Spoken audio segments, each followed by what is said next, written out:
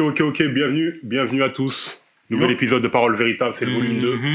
Volume 2 que vous écoutez en audio, que vous voyez en vidéo. La vidéo numéro 1, bon, oubliez-la, il y a eu un petit problème technique, on vient de commencer, on est des petits jeunes qui débutent, etc.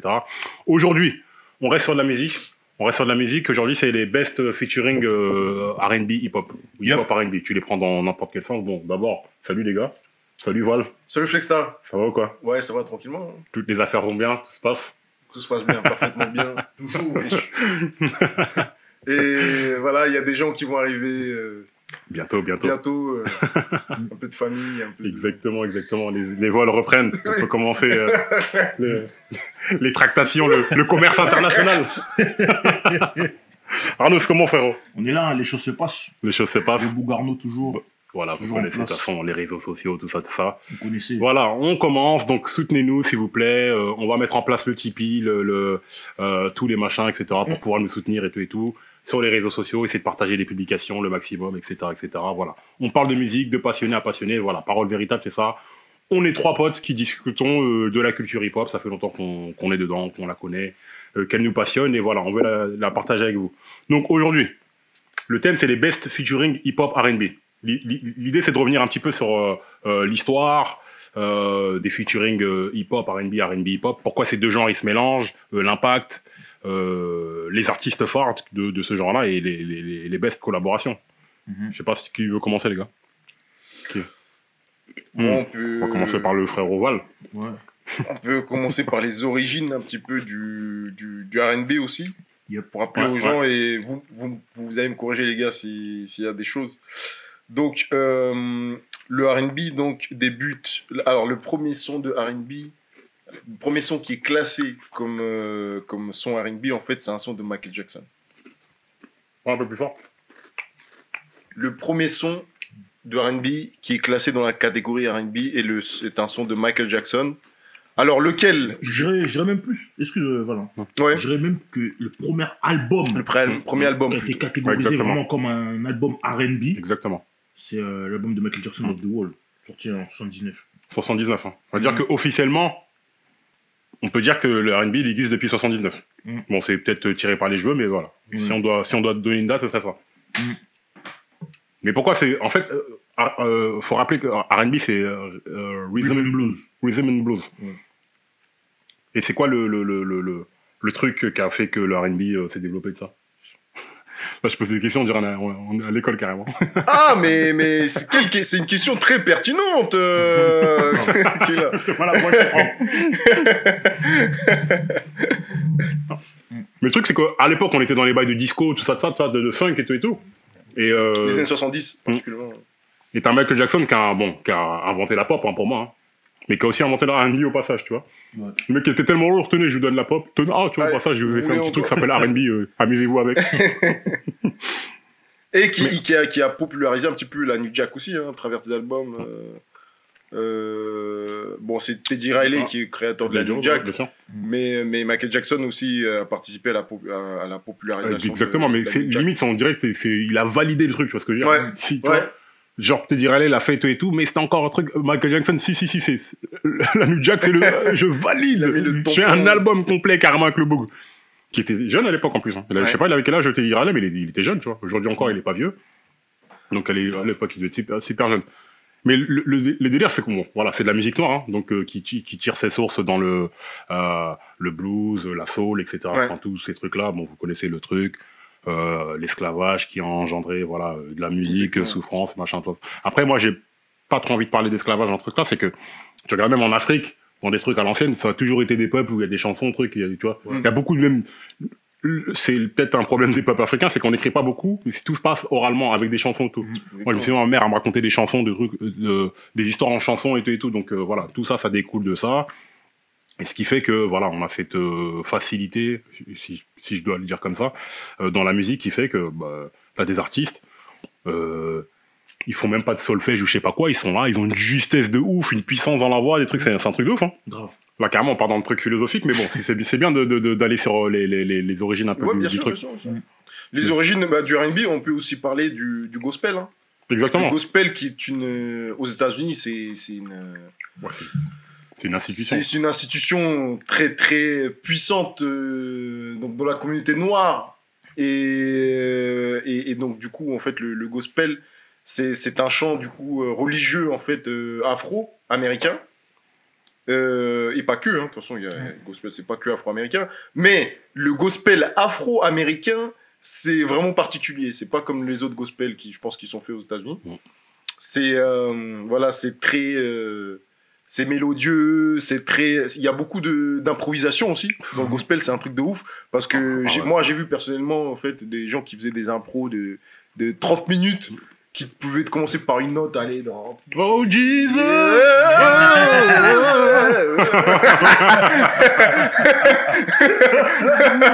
Ça fait des vibes sur Jesus pendant 1 heure.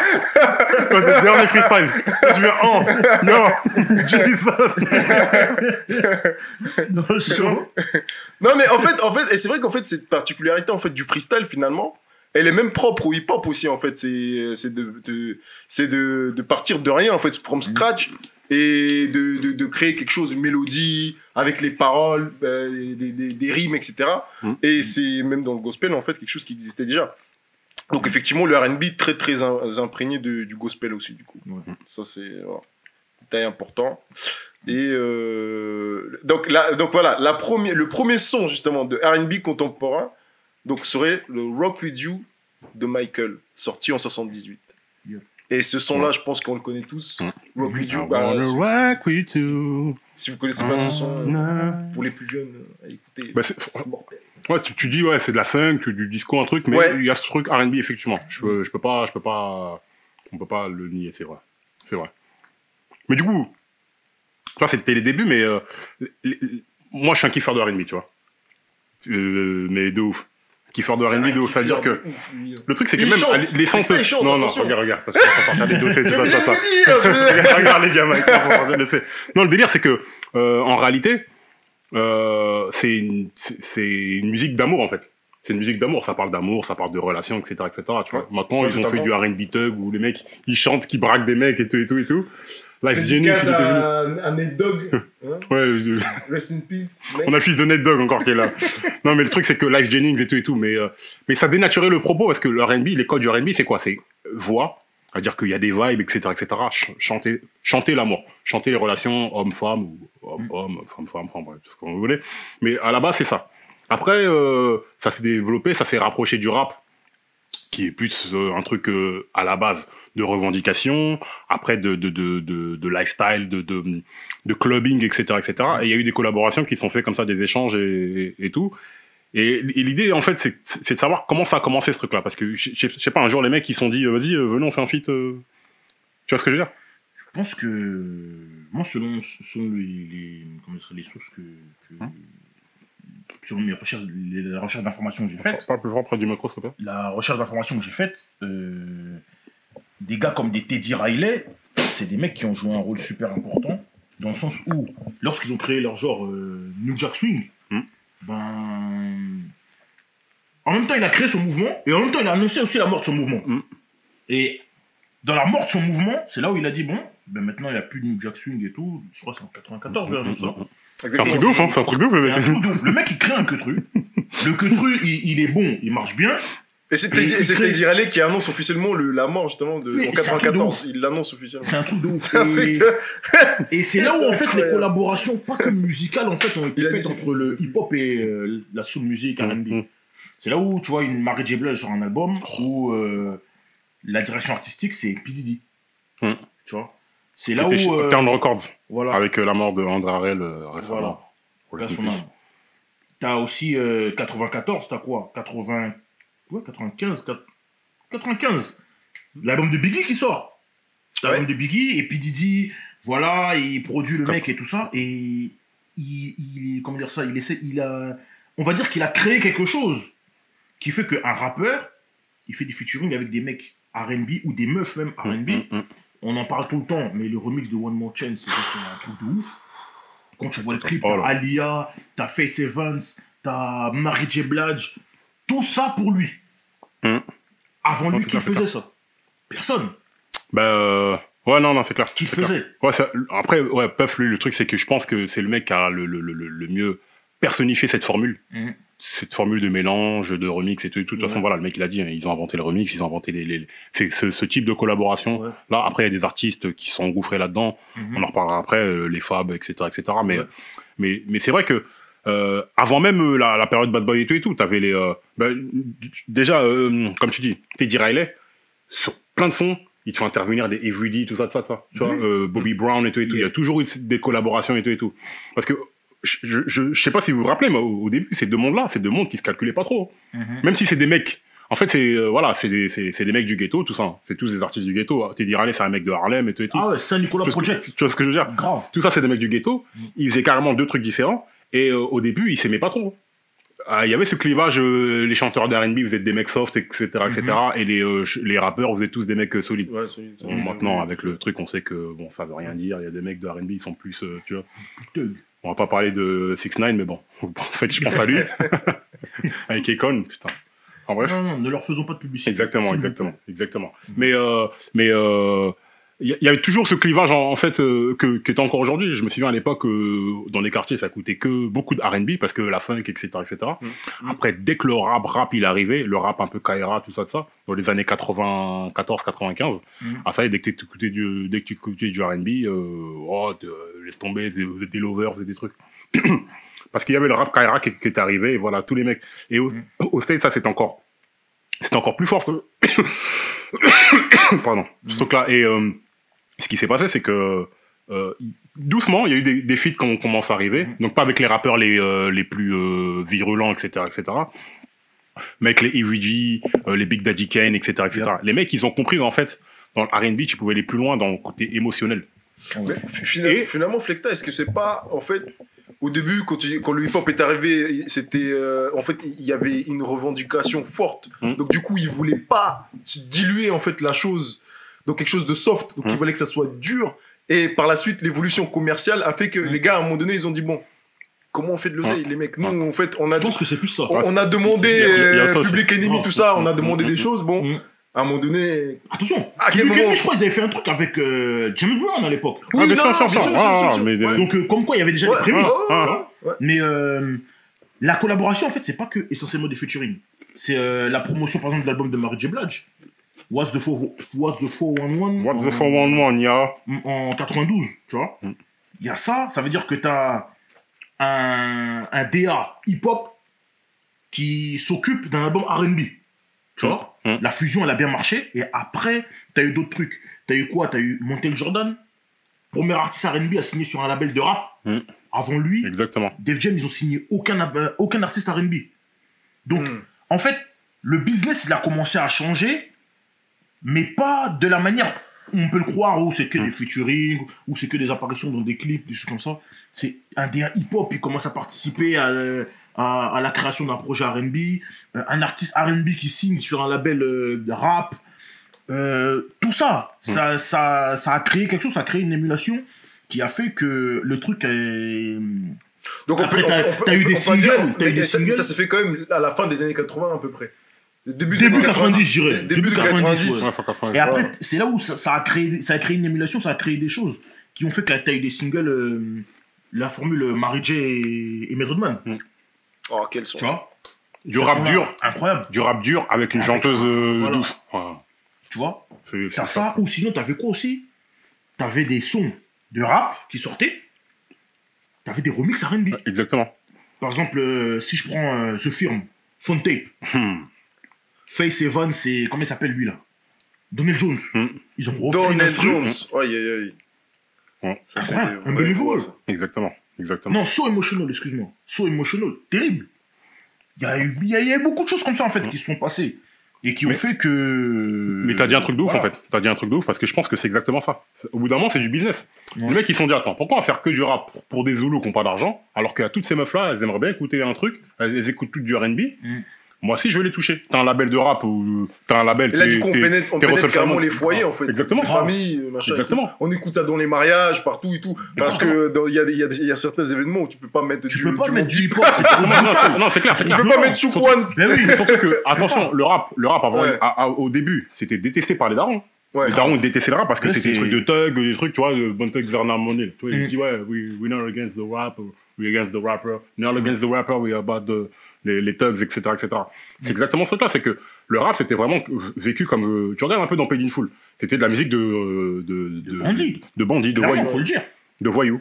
Toi, des mecs qui étaient là avec les gros chaînes, etc., les Alpo et tout, tu vois, c'était des voyous. Et le R&B, c'était encore le truc où les meufs qui faisaient du gospel, elles faisaient du R&B très propre avec leurs petites coupes, les Brownstone, les En Vogue, les groupes qui ont commencé dans les années 80, tout ça. Il y a même des groupes de R&B, que ce soit féminin ou masculin, c'est des groupes de R&B, mais dans l'équipe, il y a un rappeur. Il y a une rappeuse. Ouais, après, il y a cette formule-là qui existe aussi. Tu prends TLC, les Lopez, elles rappent. Ouais. Tu vois, tu prends Blackstreet, il y a un gars qui rappe. Je sais pas qui exactement. J'ai pas joué. À la base, c'est des chanteurs. Après, des fois, à la base, c'est du chant. Mais dans l'équipe, il y a toujours un mec qui rappe. Après, même un mec comme Bobby Brown. Quand il était dans New Edition, il chantait et tout, mais. Ouais, il y avait déjà les prémices de ce truc-là, effectivement. Voilà. Mais après, c'est que. Moi, je pense que de toute façon, tout est motivé par le business et le genre. Hein, mais ça a été clairement un business move. Les mecs, qui se sont dit, attends, on a des audiences qui vivent dans les mêmes foyers. Nous, on est là, on peut toucher le grand frère et la petite sœur, on touche que le grand frère, ou on touche que la petite sœur. Non, venons, on touche les deux. C'est-à-dire qu'on fait la musique qui va toucher les deux. Grave. Et c'est là que ça a commencé à faire des ponts entre les différents artistes, les différents styles, etc., etc. Et maintenant, c'est carrément devenu... Et les chiffres ont prouvé aussi, je pense. Mais c'est ça. Quand ils ont vu les chiffres, ils ont dit, ah, bah oui. Il y a un truc à faire. Il y a un truc à faire là-dessus. Bah oui. On va commencer à développer ça sérieusement. Et carrément, après, il y a eu des artistes hip-hop R&B. Non, mais carrément. C'était le début aussi, des gars qui commençaient à chanter un peu, rapper en même temps. Les groupes qui sont nés grâce à ça, tu vois, leur essence, carrément, c'est ça. Et même Nas a essayé de produire un gars dans ce style, c'était... Quan. Un artiste incroyable, bon, qui a pas pu... Ouais, Moment of Silence. Ouais. Non. Can I please have a moment of silence? Ah, il était fort, ce son. L'album était nul. Mais non. Arnaud a parlé. C'est mon gars, faut dire la vérité. Non, c'est mon gars, j'ai tous les albums. J'ai les albums, j'ai les DVD, j'ai tout. Mais je te dis, Street Disciple, j'ai pas compris. Double album, mais non. Après, Nas, encore un truc sur Nas, parce que Nas, sa beat sélection de beats. Si Nas, il avait 1% de sa sélection de beats, de l'oreille musicale de Rick Ross, en termes de beat selection, putain. Mais Nas, pas de Rick Ross, tu vois. Bon, après, un mec comme Noriega. Juste une parenthèse, les mecs de Queens aussi, ils sont assez... Ils restent dans leur délire, je pense, niveau instru, ils sont très... Mais bizarrement, Nas, c'est un mec qui n'a pas hésité à, tu vois, aller voir ailleurs. Par exemple, pour l'album Nas Primo, tu vois, on fait une petite parenthèse. Pour l'album Nas Primo, le truc, c'était quoi? Primo, lui, il faisait ses instrus. Sa manière de travailler, c'est Headquarter Studio. Tout se passe à New York. Là, c'est un mec, il allait à Miami. Il allait à LA. Il allait, tu vois. Ils n'avaient pas la même manière de travailler. Primo, c'est et les mecs du Queens, ils ne sont pas comme ça. Mobb Deep, c'est la cité. C'est ça. Capone et Noriega, ils ont tout fait à New York. Tu vois. Et non, c'était le mec qui essayait quand même de se diversifier, qui essayait d'aller voir ailleurs, trouver d'autres couleurs, machin. Ben, preuve en est, il a fait un album avec Damien Marley. Tu vois. Il fait des choses, il tente des trucs. Mais voilà, le choix des instrus a joué en sa défaveur. Alors, pour revenir sur le bon, vous voyez, c'est décousu, on est là, on discute entre nous des fois, donc c'est pas, il y a pas un script très précis, des fois on peut diverger un tout. Mais bon, si on revient sur le sujet, le truc c'est que c'est clairement motivé par le business à la base, et après les mecs ils se disent ok, maintenant c'est une formule qui marche. Les clubs, les DJ. Parce qu'avant, la radio. J'allais y venir aussi. Club, DJ, radio. De toute façon, c'est là-dessus que les mecs gagnent leur argent. C'est ça, cette formule-là. C'est-à-dire que c'est là que le formatage radio, il a commencé à exister, qui existait déjà avant, mais le formatage où il faut que ça chante. C'est-à-dire que même si tu fais un morceau revendicateur et tout, si c'est une meuf qui le chante, c'est pas mal, tu vois. T'as des artistes de la West, etc., où t'as des morceaux, avec une meuf au refrain, parce que ça adoucit un petit peu le propos et ça passe mieux. En radio, etc., etc. La radio, c'était très, très puissant à l'époque. Hein. Il n'y avait pas de réseaux sociaux, d'internet, etc. Tout se passait. Vraiment le canal principal. C'est la radio. Tu voulais écouter de la musique dans ta voiture, t'avais que la radio. Il n'y avait pas les CD, il n'y avait pas les cassettes. Il y avait peut-être les cassettes, mais encore, c'était assez compliqué. Tout le monde ne pouvait pas enregistrer, tout le monde n'avait pas forcément le radio-cassette. Donc la radio, c'était vraiment... Il fallait avoir une bonne antenne sur ta voiture. En plus, non, mais c'était un truc de ouf, parce que moi, je me souviens quand j'étais tout petit, et même un peu plus tard, hein, la radio, frère, Skyrock, mais c'était un truc, les émissions Spé et tout, c'était, mais il fallait ça. Et il y avait ce truc de, tous les DJ n'ont pas les mêmes sons. Voilà, ouais, t'écoutes tel DJ parce que tu sais que lui, il a une connexion avec tels artistes, il a des sons, il a des exclus, des machins, tout ça. Et t'as découvert v'là les sons grâce à ça. T'as découvert v'là les sons, des trucs. Et c'est ce qui a fait la réputation des DJ. Les Funk Master Flex, etc., les Red Alert, tous les pionniers. C'est les mecs, ils arrivaient à break. Et petite parenthèse, moi, je suis tellement kiffé qu'on revienne à cet aspect-là de DJing, en fait, que les mecs, ils aient des exclus. Parce que t'as l'impression qu'aujourd'hui... De toute façon, on fera un truc que DJ. Là, on est sur un truc vraiment pour les DJ, sur le DJing. Voilà. Moi, je suis DJ depuis 98, etc., etc. J'ai vu l'évolution du game et tout. Les dérives, et on faudra qu'on en reparle et tout. Mais c'est à l'époque où vraiment les DJ, ils annonçaient des nouveaux morceaux, etc., etc. Et les gens, ils étaient comme des oufs. Rendez-vous à telle heure, etc., etc. Parce que vous savez qu'il y a tel DJ qui va balancer des sons. Donc, du coup, toute cette formule-là, elle a contribué à l'essor de ce genre-là. Et les mecs, ils se sont dit, OK, là, si on veut passer en radio, si on veut faire un hit, si on met, en gros, si on veut faire une rodka pour faire des sous, faut qu'on fasse ça. Et les mecs s'engouffrent là-dedans. Finalement, est-ce que aussi le R&B a été est-ce qu'il a ouvert un peu plus la porte au hip-hop finalement pour la suite aussi? Ah, clairement. Parce que... Ah, clairement. Moi, j'ai couilles. Hein. Parce qu'il y avait un certain type de rap qui ne passait pas du tout à la radio. C'est clair. Encore aujourd'hui. Hein. Il y a du rap que seuls les puristes rap peuvent kiffer. Alors que t'as des morceaux de rap, même tes plus gros des fachos, tout ça, t'es obligé de kiffer. Et si on prend une analogie en France, là, tu vois un mythique du Front National, eux-mêmes, ils vont écouter Ça fait comme jamais. Parce que ça, c'est un son qui met tout le monde d'accord, tu vois ce que je veux dire. Et le truc, c'est que cette formule-là, elle permet de mettre tout le monde d'accord. Le 112 Biggie, qui n'est pas d'accord? Tu vois ce que je veux dire? Le Yvette Michel, le Mark Morrison, enfin, tu vois, tous ces morceaux-là, ou le Horace Brown, ou peu importe, qui n'est pas d'accord? Là, tu mets ça dans le club, tout le monde danse. Maria Carey, Fantasy, avec ODB. Faith Evans. Love Like This Before. Ça, c'est... Qui n'est pas d'accord avec ce son-là? Incroyable. Tu vois? Et voilà, après t'avais la version, la radio edit, avec le remix ou je sais pas quoi, ou sans le remix, et t'avais toujours sur le vinyle, en tout cas, t'avais toujours l'autre version avec le remix, le rappeur, etc., etc. Et c'est là que ça commence à développer les remixes, où on fait une version la radio, une radio edit, une autre version avec un remix, et encore un autre remix, et des fois t'avais des 4-5 remixes pour un son. Et c'est ce qui a vraiment développé le remix, et Bad Boy, ils ont poussé cette formule à outrance, pour ça qu'ils disent qu'ils l'ont inventé carrément. Jusqu'à ils ont fait un album. Tu vois ce que je veux dire? Du remix. Ouais.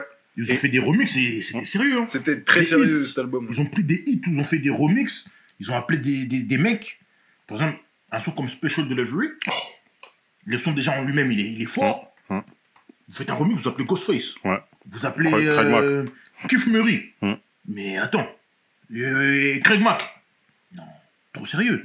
Mais même de toute façon, le premier vrai remix que moi j'ai kiffé, qui était vraiment hip-hop, où vraiment ils ont appelé des invités, Flavor in the Air. Exactement. C'est incroyable. Et Biggie, LL Cool J, Busta Rhymes, Craig Mack. Les mecs, qu'est-ce qu'il y a?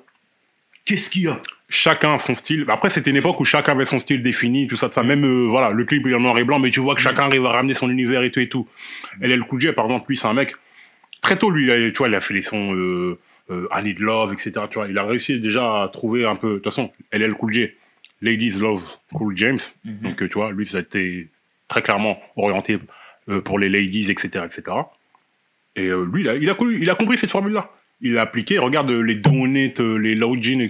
Aujourd'hui encore, c'est des sons qui nous rendent fous. Terrible, total. Tu vois ce que je veux dire? Incroyable. Et le son, même le son dans les plus récents, enfin, plus récents qui sont sortis comme il y a presque combien, 15 ans maintenant, c'est son son avec Améry, là. Paradise.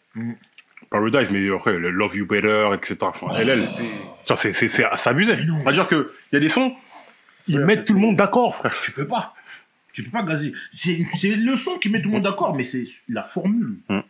Il y a des labels qui ont voulu faire cette formule. Exactement. Il y a des labels qui ont voulu avoir un LL Cool J dans leur... Exactement. Par exemple, je sais que Damon Dash, il a voulu faire de Memphis Bleek le LL Cool J du Rockefeller. Ça a pas marché.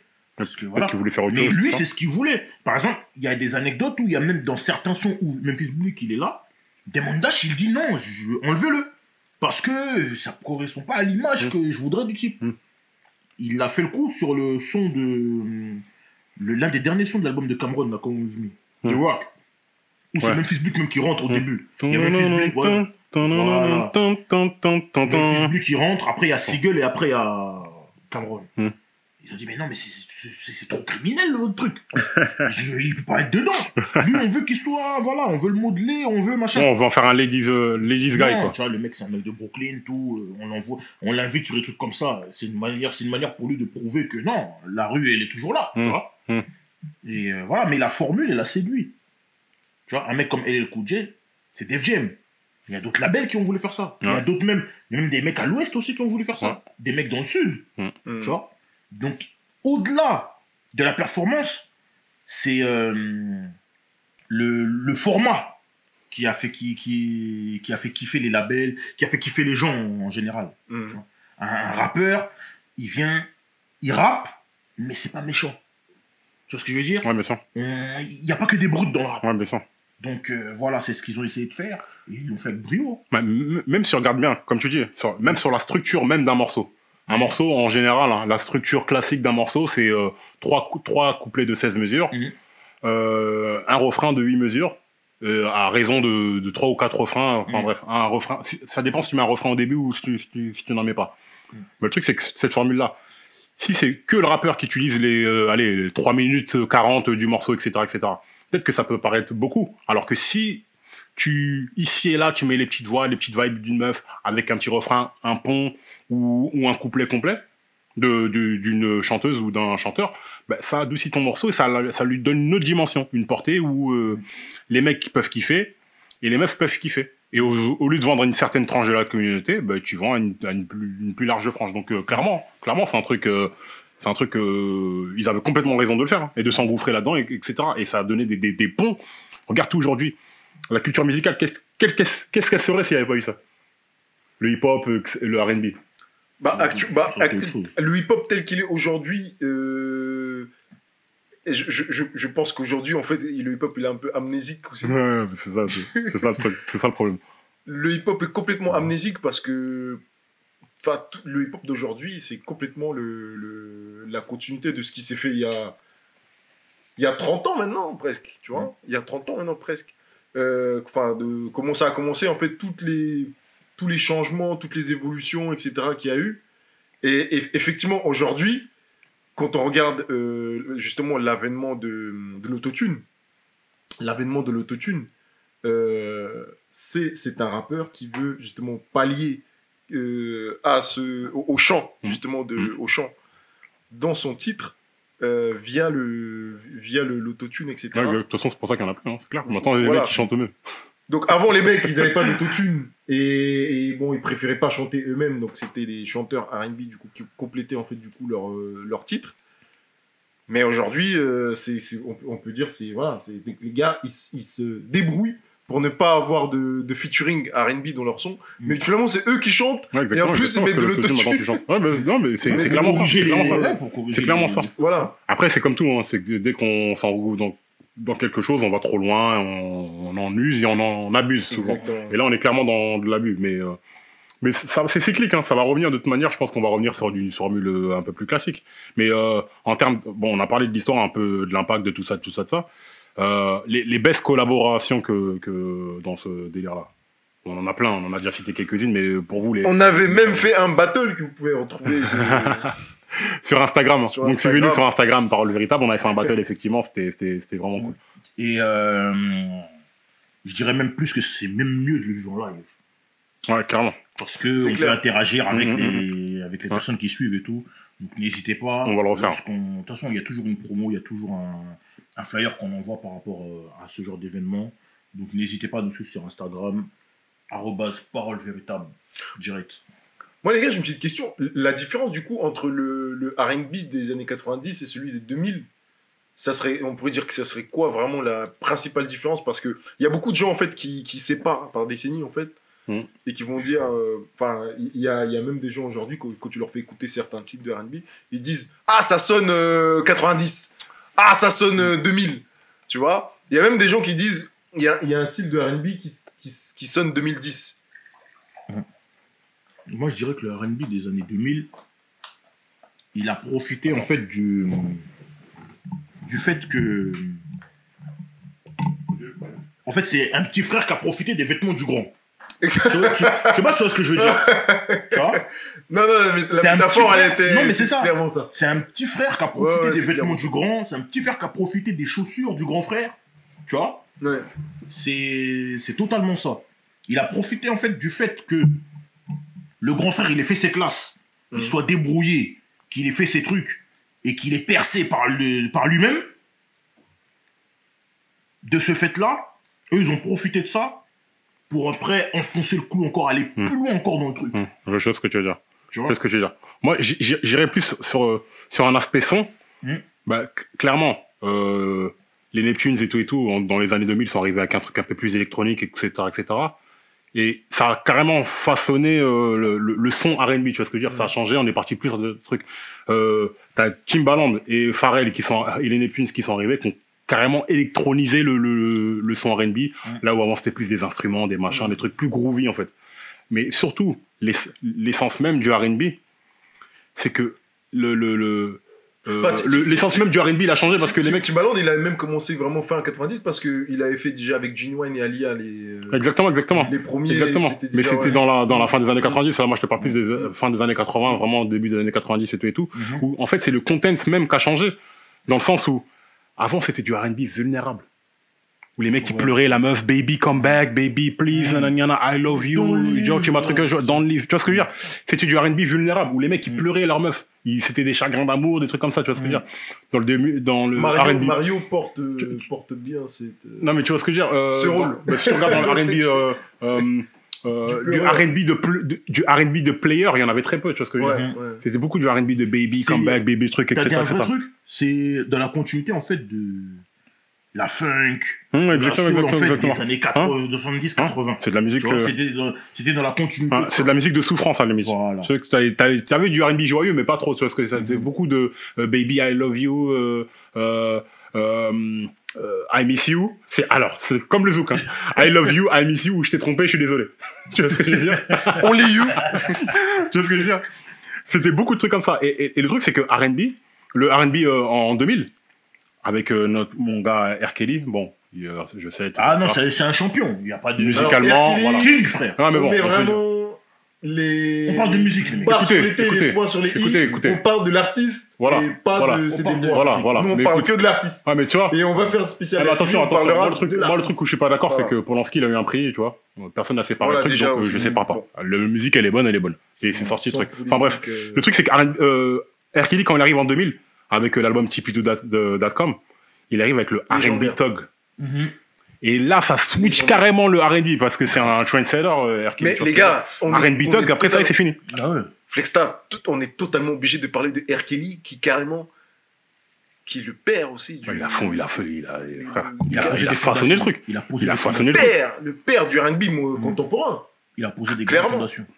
Les albums comme Air et les albums comme Tipeee-Choo. Non mais, c'est incroyable. Après, il y a les Aaron Hall, etc., bien sûr. C'est incroyable. Il y a plein de pères. C'est l'un des pères fondateurs. Franchement, si vous ne l'avez pas écouté, c'est un classique. Écoutez-le, parce que la définition même du R&B contemporain, c'est cet album-là.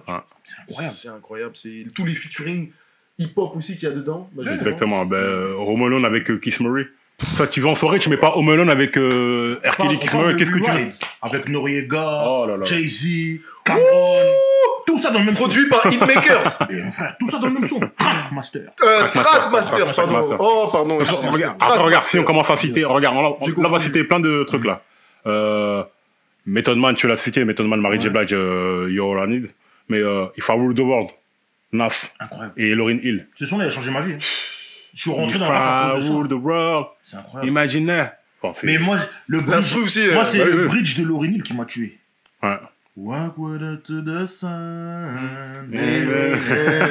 C'est incroyable. Tu as envie de danser carrément. Incroyable. Et sachant que ça, elle l'a pris. Elle l'a pris quelque part, ça. Je sais plus où elle a sorti. Non, c'est une reprise. De toute façon, il n'y a rien d'original. C'est que de. Mais Big Pun et Joe, Still Not a Player. Grave. Incroyable. Don't wanna be a player no more. I'm not a player, I just squash a lot. Incroyable. Big Pun, attention, parce que Big Pun, on va se souvenir que de ce son-là. Mais Big Pun, c'était du rap de rue. Non, mais lui, de toute façon, c'était des assassins, ce mec-là. On fera un podcast sur les rappeurs morts. Vous inquiétez pas, Big Pun, il a sa place, on va bien les gens, ils savent pas, mais Big Pun, c'était un fou. Mettez dans les commentaires les rappeurs morts que vous voulez. Incroyable. Exactement. Incroyable. Comme chronique. N'hésitez pas à nous voir là. On a dit les Only You, etc., etc. Après, carrément, on regarde. Everything Remix. S'il vous plaît. Oh là là là. Non, s'il vous plaît. R. Kelly encore, ouais. R. Kelly Nas. Satisfy You avec Puff. Incroyable. Enfin, I'm Fucking You Tonight. Biggie, R. Kelly. Tu vois ce que... Voilà, les mecs... Ça, on va comment on fait s'il n'y a pas ces sons-là? Après, t'as des sons un peu plus commerciaux. Pour moi, l'une des collaborations hip-hop R&B, moi, qui m'a le plus marqué, et je sais que ce son-là, ma daronne, elle le connaît, j'ai des tons... Ja Rule Ashanti, Always On Time. Oh là là, mais ce duo... Voilà, tu vois, c'est exactement ce que je veux dire. Ce duo, franchement, ça définit totalement la collaboration hip-hop. Ouais, mais voilà. Ça définit totalement même la formule. Exactement. Ouais. C'est-à-dire qu'ils ont un label, les deux sont dans le même label. Le label a une stratégie. On sort l'album du rappeur, mais le rappeur, il faut qu'il y ait des R&B. Exactement. On sort l'album de la chanteuse, exactement. mais la chanteuse, il faut qu'il y ait des rappeurs dedans. Ça veut dire que Murderer, ils sont presque dans tous les albums de Ja Rule. Ashanti, elle est là. Dans l'album d'Ashanti, Ja Rule est là, Murderer, ils sont là. Exactement. Il y a d'autres rappeurs aussi qui sont là. Tout ça bosse en Après, ils ont signé Lloyd. Ça fait que Ja Rule, il sort un album, il y a Ashanti. Si tu veux un son hip-hop R&B, match-up masculin-féminin, mais si tu veux une voix masculine, enfin, si tu veux un mec sur le refrain, Lloyd, il arrive. Donc, en fait, la formule, que ce soit, comme je l'ai dit tout à l'heure, que ce soit pour des sons entre un rappeur et un chanteur R&B, que ce soit avec un directeur artistique rap qui taffe avec du R&B, que ce soit même des producteurs. On a parlé de Timbaland tout à l'heure qui était R&B, mais il a bossé avec beaucoup de rappeurs. Bien sûr. Neptune, pareil. Donc, tout ça, le mélange des genres a donné ça et tout le monde kiffe. Et tout le monde est gagnant, tout le monde mange, les frigos sont pleins. Mais en fait, c'est ça. La street est C'est exactement ça. C'est exactement ça. Non, mais c'est exactement ça. C'est exactement ça parce que les featuring, pour un chanteur, genre, c'est important carrément d'avoir un featuring R&B. Je sais pas si vous vous rappelez, il y avait Chrisette Michel qui s'est embrouillé avec Rick Ross, etc., etc. Ouais. Parce que je sais plus ce qu'elle avait dit sur quand il était en clash avec je sais plus qui là. Et elle a dit ne pas avoir cet artiste là sur mon album ou sur un show ou je sais pas quoi. Moi, ça m'impacte vraiment mes sales. Parce que le public hip-hop, il est beaucoup plus large. Aujourd'hui, en tout cas, il est beaucoup plus large et il génère beaucoup plus de shows, d'argent, etc., etc. Et c'est vraiment un truc, c'est une nécessité. C'est-à-dire que Murder Inc, ils ont vraiment compris cette formule-là. Parce que, regarde bien cette formule-là. Cette formule-là, le rappeur avec la chanteuse ou la rappeuse. Enfin bref, il y a moins de rappeuses. En tout cas, avec le chant. C'est devenu carrément un lifestyle dans le sens où Puff Daddy, Jello, c'est quoi? C'est ça. Ja Rule, Jello. Mais Biggie, Faith Evans. Grave. Tu vois ce que je veux dire? Michel Lee et Dr. Dre. Mais en fait, je reviens sur ce que tu dis. La chanteuse et le rappeur. Les labels, en fait, quand ils ont exploité cette formule-là, ils avaient besoin d'une First Lady. Et la plupart du temps, la First Lady, c'était une chanteuse R&B. Exactement. C'était rare que ce soit une rappeuse. Et on revient exactement à ce que tu dis. C'est un lifestyle. Tu peux pas dissocier le rap et le R&B lorsque tu fais un album. Ou lorsque il y a des grandes campagnes radio, ou voilà, on fait des concerts, on fait des tournées, tu peux envoyer que du rap. Il y a des meufs aussi dans la salle qui kiffent. Il y a des gens vulnérables aussi. Il n'y a pas que des thugs. Je le dis, il n'y a pas que des voyous en Timberland boots. Je te jure. Tu vas aller à Miami, il n'y a pas que des hoodies. Il y a des gens en maillot de bain. Parce qu'après, tu vas pas leur raconter la grisaille du Queens. Je te jure ou pas. Donc c'est exactement ça. Non, c'est exactement ça. C'était une nécessité en fait commerciale. Fallait contenter tout le monde. Et tout le monde mange. C'était une nécessité tous les frigos sont pleins. Tout le monde est à l'aise. C'est pas toi. En vrai, il n'y a personne qui regarde personne manger. Parce que tout le monde mange. Tout le monde est content sur ça. Mais ce qui est bien par rapport à cette époque, c'est que cette nécessité commerciale, on n'en avait pas abusé artistiquement. En fait, on réalisait quand même bien les titres. Voilà. C'est-à-dire qu'il y avait quelque chose, il y avait une âme dans les sons. Après, je sais pas, les A&R, ils existaient encore à l'époque. Aujourd'hui, c'est fini. C'est ça. Parce que regarde Puff, son travail ce qu'il a fait, c'est du travail de A&R. Il arrive vers Biggie, il lui dit, écoute, on a tous vu le film de Biggie, tout ça. Il lui met le titre de M2Me, là, Juicy Fruit. Biggie dit, c'est quoi cette merde et tout. Puff lui dit, fais-moi confiance. Au début, il voulait pas. T'as des interviews, le Biggie, il voulait pas, tout ça, tout ça. Après, il a dit, vas-y, je le fais, tout ça, tout ça. Il l'a fait, frère. Il l'a fait avec brio, parce que Biggie, c'est le meilleur rappeur de tous les temps. Moi, c'est mon avis. C'est un autre débat. Mais il l'a fait. Non, mais il l'a fait, et regarde la formule, et regarde ce que ça a donné. Tu vois ce que je veux dire? Il a pris un classique de la soul, etc., qu'il a remixé, samplé, enfin, comme tu veux, avec le même refrain et tout, et ça a donné c'est des morceaux qui ont fait leur preuve, en fait. Donc les mecs, ils se sont dit, écoute, on va prendre un truc qui a fait ses preuves, ça a été un hit, etc., etc., et nous, on le reprend, on le remet en version hip-hop et tout. Et ça a été un truc qui a forcément lancé une formule, parce que les gens, ils ont vu que ça fonctionnait bien, etc., etc. Et Puff, il était très critiqué au début par rapport à ça. Les gens, ils le critiquaient, ouais, c'est facile ce que tu fais, c'est facile. Puff, il a dit, si c'est si facile, faites-le. C'est tout. Tout simplement. Faites-le. Et personne ne l'a refait. Et ça fait encore plus mal. Si t'aimes pas, t'écoutes pas, et puis c'est tout. Ça, c'est, si t'aimes pas, fais mieux. Non, mais c'est vrai, ça fait encore plus mal. Mets-moi la pression, fais mieux. Rentre au studio, voilà. Mais c'est comme ça que ça devrait se passer en vérité. Mais parce que carrément ça a donné des vraies collaborations.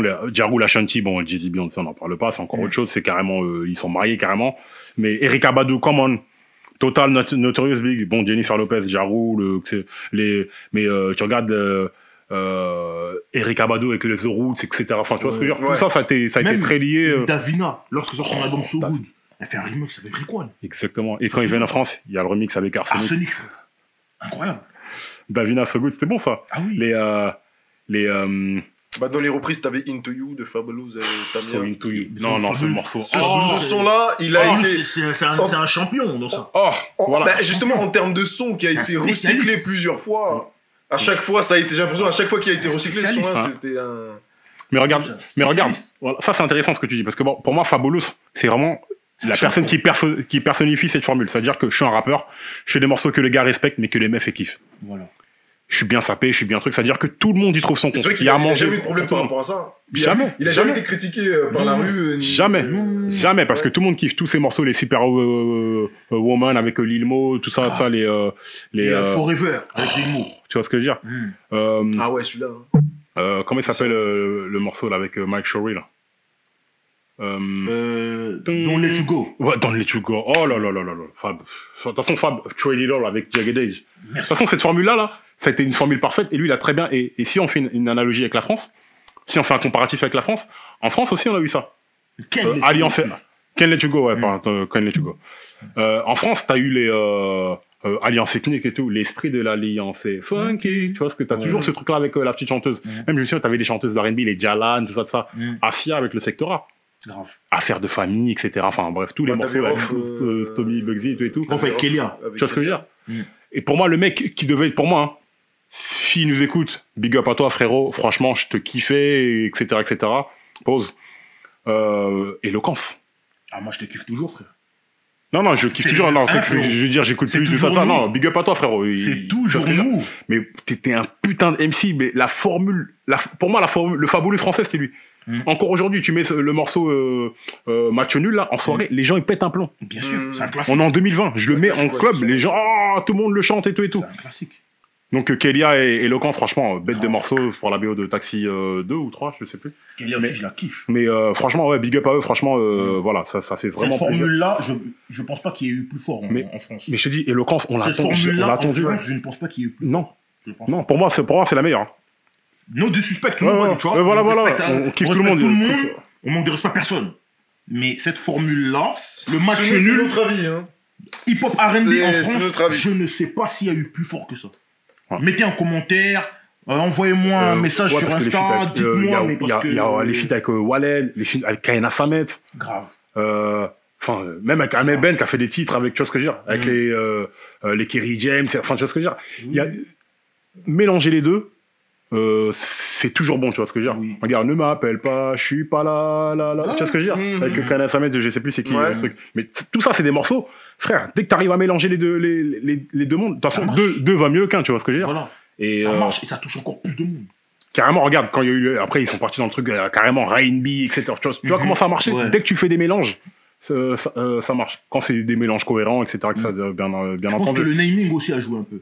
Ouais, bien sûr, bien sûr, mais tu vois, on est obligé d'en parler par rapport à ce thème-là. Il y a plus de Bacardi, je crois qu'il est. Adjo. Oh là là là. Pete Bacardi, il a fait des trucs. Pete Bacardi, big up à toi, grand frère. Franchement, Pete, tu nous as mis bien. Terrible. Mais c'est carrément la dernière fois on a fait un live sur ce jeu. Oh là là là là là là. Ghetto ambianceur. Pete Bacardi. Très grave. Trop en avance, hein. Très grave. Trop en avance. Trop en avance. Ce son était vraiment trop en avance. Sur ce coup-là, le clip, tout en blanc, tout ça. Le putain, clip, tout. Mais ils ont poussé le délire encore plus loin. Ils ont fait une couve de magazine. Exactement, je me souviens. Couve de magazine, je crois que c'est Groove. Il y a une couve de magazine, Pete Bacardi et Joe. Oh là là là là. C'est très grave. Allez voir ça, et pour là, ceux qui ne le connaissent pas, allez voir ça. Tout le monde mange. Même les journaux, exactement. Ils ont pu exploiter le truc. Exactement. C'est très grave. Exactement. Et sachant que dans les collaborations aussi françaises étrangères, Quinry française, t'as un son aussi qui avait bien marché, où ils ont fait un live aussi sur Taratata à l'époque. Missy Elliott MC Solar. On McGrill. On McGrill. Exactement. C'est terrible. Exactement. Les gars, il y a un son aussi qu'on peut, en club, on a un son de rap français qui est légendaire et qui bougeait toujours. C'est le mensongeur de Oxmo featuring Karim. Mais Karim, c'est une légende. Tu me plais. Def Bond. Karim, je la kiffe. Le morceau Def Bond de Tu me plais. Oui, celui-là aussi. Mais le plus fort pour moi, c'est Le jour où tu partiras, avec Osmo. Oui, celui-là aussi, très très fort. Le jour où tu partiras, Opéra Puccino. Dans la magie. Attends. Oui. Aïe. Non, mais cet album, c'est. Mais même Mystique avec Karine. Mais Karine, c'est. Oh là là là. Non, Karine, c'est nul. Non, Karine, c'est nul. Karine, c'est une légende. On va faire un spécial pour Karine. Si tu nous entends, on va te prendre en visio. On va te prendre en visio. Non, mais le morceau là, Mystique et Karine, ce morceau-là, c'était très très grave ce morceau. Comment il était abusé. Big up à Mystique aussi en même temps. Mystique Amente, franchement, il nous avait mis bien. Tu sais, à l'époque, on sonne nostalgique, hein, forcément, parce que voilà, on a eu des trucs. Mais quel représentant! Exact. Quel représentant! Il y a les 2 balles de Neg, ça. Enfin bref, il y a les 2 balles aussi, des trucs. Mais big up à eux d'ailleurs. Ménage à 3, etc. Pour revenir sur les feats Quinry, les I Wanna Be Down. Pour moi, je donnais mes morceaux préférés. Pour moi, il y a Montel Jordan avec Redman, Anything and Everything. Il y a Alphonse Hunter avec Eric Sermon, Just Away. Just Away, Play. Ça, c'est le morceau, tu le mets pas en soirée, la soirée est Moi, je pense qu'il est dans le top 10 de tous des collabs hip-hop R&B de tous les temps. Il est dans le top 10, ce soir. C'est abusé. So Into You de Tamia, Tamia à la base, après avec Fabulous, etc., le remix et tout. Mais t'as les Horace Brown, Once for the Money avec Biggie, One More Chance, Biggie, Total. Pour moi, c'est... Après, t'as le même Total. Indiscutable. No One Else, avec Dabrad. Et je suis obligé de mettre le Foxy Brown, Blackstreet. Yes. C'est trop. Gotta get you home with me tonight. C'est trop. Oh. Non, ça c'est abusé. Sur l'album de Il Nana, l'album que je viens de c'est un gamin parce qu'il nous a envoyé, on a un groupe chat et il collectionne les CD. Du coup, il nous a envoyé le CD dans la jaquette encore tout neuf, sous blister. Blisterisé. Quel album. Ce son-là, incroyable. Quel album. Tu vois, plein de sons comme ça, les Yvette Michel.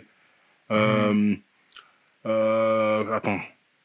vogue, Brownstone, 702, Only You de Notorious et 112, Bad Boy Remix. Trop de morceaux. Tamia, avec Maze. Pas Tamia, il y a Momifa, Gina Thompson avec Raekwon. Parce qu'attention, le Wu-Tang aussi, c'était grave. Parce que autant on a parlé des featuring, des morceaux vraiment mainstream et tout. Il y a des morceaux qui sont moins dansants, mais qui sont aussi poignants. Le All I Got Is You, que Ghostface et Mary J. Blige. Ça, c'est une institution, ce morceau-là. Le clip et tout. Oh là là. All that I got is you. Oh, c'est trop. Ça me fait chanter carrément. Je vous avais dit, qu'est-ce que je vous ai dit au début? Ça me fait chanter carrément le bail. Le bail me fait chanter carrément. Je vous ai dit quoi? Je vous ai dit non, tranquille. Le naturel allait ressortir. Flextime. Mais ouais, tout le monde chante sous la douche. Dans ce genre d'institution-là, t'as le Mary J. Méthode. Celui-là, mais ça c'est... Olanil. Non, qu'est-ce qu'on aurait fait si ce morceau-là, il n'avait pas eu? Olanil, c'est très grave. Ça, on en a parlé déjà, mais il faut non, mais c'est obligé de le dire et de le redire et de le marteler, etc. Ah non. Après, là, bon, si on veut aller sur des morceaux plus récents, le Dice Pineapples de Rick Ross avec Drake. Rick Ross Drake, c'est collaboration toujours efficace. Ouais. Toujours Aston Martin Music. Aston Martin, c'est un truc de fou. Avec Chris et Michel. Ouais. C'est un truc de fou, ce morceau. C'est très grave. Bah, ça donne envie de rouler en Aston Martin, carrément, c'est ce que je veux dire. Même si tu roules en Peugeot. Il y a aussi un gars des années 2000 qui a chamboulé, je pense, notre vie à tous. Et qui a même envie aux gens de commencer à faire de la danse. C'est Usher. Usher, non, mais c'est trop. Non, c'est grave. C'est Usher, c'est trop. Après, là, c'est vraiment R&B, etc., etc. Bon, t'as des collaborations et tout, bien sûr. Mais Usher, c'est abusé. Usher, tu vas même sur du Donald Jones. You know what's up avec Lisa Left-Eye. Tu vois ce que je veux dire? Comme quoi, des fois, c'était aussi une rappeuse qui venait, qui était un truc, tu vois ce que je veux dire? Ouais. Et des fois, mais c'était encore plus efficace. Il y a certaines rappeuses. Comme Foxy Brown et Blackstreet. Exactement. Foxy, quel couplet? C'est sérieux. C'est plus que sérieux. Foxy, une de mes rappeuses préférées, je le dis. Très très forte. Moi, franchement. Un flow de légende. Dans Il Nana, après, elle est partie dans d'autres flows que ça, mais dans Il Nana, elle a un niveau. Moi, le morceau qui me rend le plus ouf, c'est le morceau avec Evoque, The Promise. On peut pas mettre des sons sur YouTube, vous connaissez le truc, etc. Mais si on pouvait mettre les sons. Mais elle a rappé aussi dans le son avec CNN, Bang Bang. Ouais. Et puis elle vient en dernier. Elle clôture le cul. Non. C'est méchant. Agressivité. C'est méchant. C'est le morceau, le remix de LL, là. Comment il s'appelle? Ushatia, remix. Oui. Pour moi, c'est elle qui gagne. Ah non, pour moi, c'est elle qui gagne. Ce n'est pas débattable. C'est pas possible. Autant les mecs qui sont là avant, ils sont très très forts et tout, mais Foxy, ce qu'elle fait, c'est gravissime. C'est gravissime.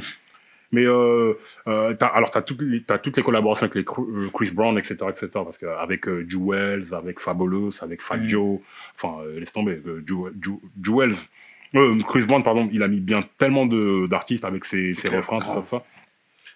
Du coup, qui avait aussi une légitimité un petit peu. Enfin, à un moment donné, il avait une légitimité un petit peu street, on le voyait un petit peu parce que Chris Brown, il arrivait un petit peu avec cette personnalité un peu plus, avec moins mainstream et un petit peu plus orienté. Alors, je mets les. Alors, Chronite, c'est mainstream, hein. Alors, ce que je dis, c'est à prendre vraiment avec des pincettes.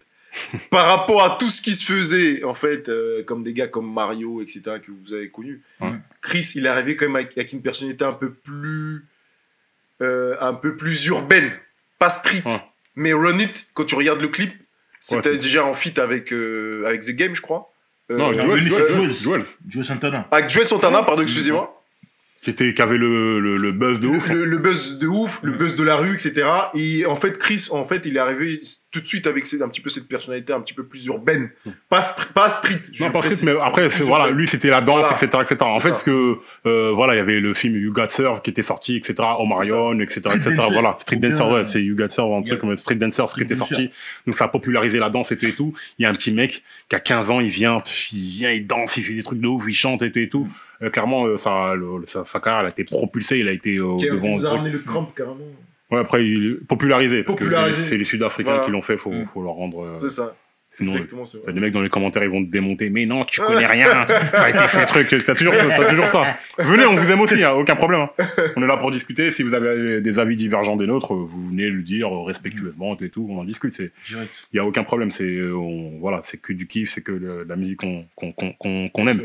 Mais alors Drake, il est carrément cette formule-là, elle est tellement efficace que carrément, s'il y a des artistes, ils font les deux. Voilà. Voilà, tu vois ce que je veux dire? Il y a des gens qui n'arrivent même pas à dissocier le rappeur du chanteur. Exactement. Il y a des gens qui savent même pas, qui pourront même pas te dire s'ils préfèrent le rappeur ou le chanteur. Non mais attends, c'est un truc de ouf ce qu'on doit dire depuis tout à l'heure, c'est que c'est la formule, avant il y avait un clivage, les deux, ils se calculaient pas. Ils ont commencé à se calculer. Ils ont commencé à faire des featuring. Les artistes, ils ont commencé à se marier entre eux. Carrément, les artistes, c'est eux-mêmes, maintenant. Ils sont 15. C'est eux-mêmes qui font. Tu vois ce que je veux dire? Tranquille. C'est une optimisation. Après. Tory Lanez, je sais pas te dire s'il est meilleur rappeur que chanteur. Tellement il est fort dans les deux. C'est chaud. Et pour moi, l'avenir de la musique, il est là. Hein. L'avenir de la musique, il est vraiment dans ce délire-là et tout. Il y a le mumble rap, tous ces trucs-là et tout, qui viennent, etc., etc. Mais ça bougera pas. À partir du moment où t'es capable, Drake, tu le mets en studio, frère, le mec, il peut te faire les couplets, les refrains. Il fait tout. C'est fini. Il fait tout. C'est fini, il y a plus besoin de... Limite, tu veux te faire un projet sans feat. Bon, il le fait parce que c'est la formule, machin, etc. Mais alors c'est pas un chanteur, mais c'est un morceau chanté, le Unforgettable French avec Swally, parce qu'il chante dedans, tu vois. C'est un morceau de ouf parce que il y a vraiment tout, des rappeurs, chanteurs, même si bon, Swally c'est un rappeur et tout, bon, il chante dans le morceau. Un morceau un petit peu rythmique, un peu afro-caribéenne, etc., etc. Le clip en Ouganda, le mec c'est un rebeu, l'autre c'est un... Enfin, il y a tous les mélanges qu'ils font pour mettre tout le monde d'accord. C'est le melting pot. Vraiment pour non, exactement. Exactement. En fait, c'est des formules même qui ont été créées. Et ce son-là, ils ont fait le milliard, je crois, de vues. Hein. En termes de vues, ouais. Je vérifie, je vais vous dire ça. Tout est une histoire de formule. Comme je disais tout à l'heure, tout est une histoire de formule. Tu viens, tu veux toucher les gens, tu fais un clip dans un endroit où ils sont peut-être pas habitués à écouter ce genre de musique-là, où ils écoutent, mais pas plus que ça. Toi, t'es un rebeu. Tu fais ça avec un Afro-Américain, avec une rythmique un peu... C'est une histoire de formule. C'est ça. Alors, Unforgettable, tu prends un ingrédient, tu prends un milliard de vues. C'est le bon dosage. C'est de la cuisine. C'est de la cuisine. Voilà. Exactement. C'est de la cuisine. Ah, ils ont fait le milliard. Milliard hein, de vues. Tu te rends compte?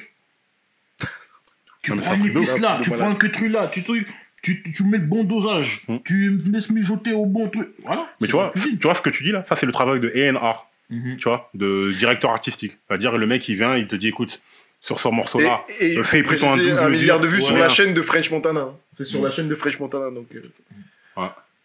Imagine le truc que c'est. Non, mais les A&R, c'est un vrai travail. Mais de toute façon, je pense qu'il faudra carrément faire un live sur et un podcast sur ça parce que. Dites-nous ce que vous en pensez, hein. Franchement, voilà, dites-nous ce que vous en pensez. Le travail du directeur artistique, mais c'est un travail qui n'existe quasiment plus aujourd'hui. Mais c'est tellement important. S'il n'y a pas Puff pour dire à Biggie, écoute, rap sur du M2Me, Juicy Fruit, Juicy n'existe pas. Mais tu sais que s'il n'y a pas Puff, etc. S'il n'y a pas Puff pour dire, écoute, ma pote, j'ai une pote là-bas qui s'appelle Donatella. Elle fait des vêtements, vas-y, commence à vouloir mettre ces trucs. Est-ce que, ça aussi, il faut qu'on fasse un topic là-dessus, le rap et les marques de luxe. Oh là là. Il y a des choses à dire. Ça se faisait avant, mais de cette manière-là, non. Les lunettes noires, Versace, avant Biggie. Qui? Les pulls Gucci. Peut-être Kane, puis peut-être Biggie. Je sais pas. Faisons des recherches, discutons-en, découvrons-les ensemble. Les pulls Gucci. Gucci, c'est... Tu vois ce que je veux dire? Les pulls Gucci et les Brooklyn Nets, qui sont l'équipe de Brooklyn, ils ont fait un maillot en tribute à Notorious Big, et t'as les motifs Gucci. Et Gucci, on les ont attaqués en justice. Parce qu'ils ont dit, ouais, mais là, c'est notre swag, carrément, c'est notre marque de fabrique que vous reprenez, vous le commercialisez sur un maillot de basket. C'est votre marque de fabrique, mais ça a été popularisé par c'est le plus multicolore. C'est de bonne guerre après. C'est de bonne guerre après. Parce qu'ils l'ont mis sur les maillots, sur les survêtements, partout. Bah là, récemment, j'ai l'impression que ça a été cette hype justement de Gucci qui a été relancée là. Il y a pas mal de stars qui l'ont remis là. Bien sûr. Ah bah après c'est cyclique. C'est cyclique, ça revient, ça part, ça revient. Mais ouais non c'est en fait tu vois toute cette formule là c'est devenu un tel créneau commercial que toutes les marques s'y engouffrent etc. Jay-Z, Beyoncé, leur album, frère les mecs ils ont privatisé le Louvre. Oui, pour faire un clip. Pour faire un clip, des artistes afro-américains ils viennent ils privatisent le Louvre s'il vous plaît. Photo devant la Joconde. Je crois même le patron du Louvre il peut pas se mettre devant la Joconde. Tu vois ce que je veux dire? Qui va caser avec eux? Non mais tellement c'est une formule qui porteuse. Le run comment s'appelait leur tour à eux là? Je sais plus, enfin bref. Moi, je suis pas je suis pas un Beehive donc je suis pas à la page de tous ces trucs là, mais t'as des morceaux phares hein, qui sont nés de cette union là, etc. Toutes les collaborations. On a oublié plein de collaborations. Vous allez nous tuer dans les commentaires, vous allez dire vous avez pas parlé de tel titre. C'est bien. N'hésitez pas. N'hésitez pas. On peut pas. Lorsqu'on fait des lives, on en parle. On peut pas penser à tous malheureusement. Mais il y a un aspect qu'on n'a pas abordé aussi, c'est que est-ce que cet aspect-là, il existe même pas un peu dans le cinéma afro-américain. Je prends Poetic Justice, Tupac avec Janet Jackson. Ouais. Tu vois, il y avait déjà cette idée de vas-y, on prend un rappeur, on prend une chanteuse, on les met ensemble et on regarde ce qui se passe. Tu vois, on mélange deux styles en fait et on voit ce que ça donne. Bon, si. Tyrese, Baby Boy. Tyrese et Snoop. Tu vois, Tyrese et Snoop et tout ça, c'est une formule. Et maintenant, on va s'attaquer au sujet de prédilection de Valentin. Nate Dogg et toute la West Coast. Même si Nate Dogg, c'est pas officiellement un chanteur de R&B, mais on le classe là. Parce que Nate Dogg, il fait du Nate Dogg. Voilà, c'est ça.